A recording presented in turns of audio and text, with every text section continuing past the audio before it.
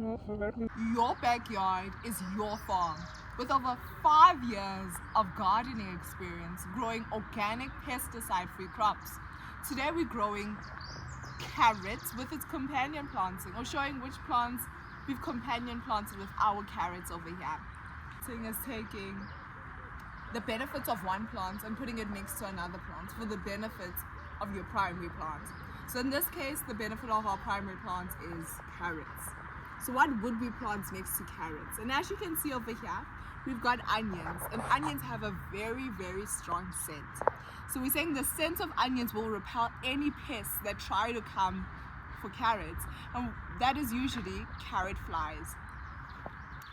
Another plant that we've interplanted with our carrots, if you'll go with me around to the side of our garden, trying not to step on any seedlings we've sown, is lettuce.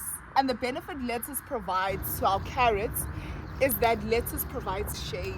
So as our lettuce grows, we've chopped off this lettuce a couple of times and it's regrown. So while your carrots are growing, your lettuce is growing even faster. So your lettuce will provide ample shade for your carrots in their scorching hot heat. What's another companion planting that we've planted? So we've planted radish, it just hasn't germinated yet. And it's something you can put in between.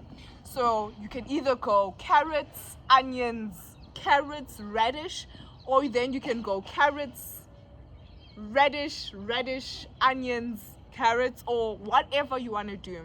But we've done rows of carrots, and in between our rows you can then plant other companion plants in between that will repel pests.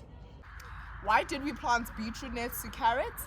So as you can see, beetroot provides these beautiful, strong leaves, and these leaves also provide some sort of shade for our carrots. If you found this informative or helpful, please leave that green like button and consider subscribing for some more organic pesticide-free ways of gardening. Bye for now.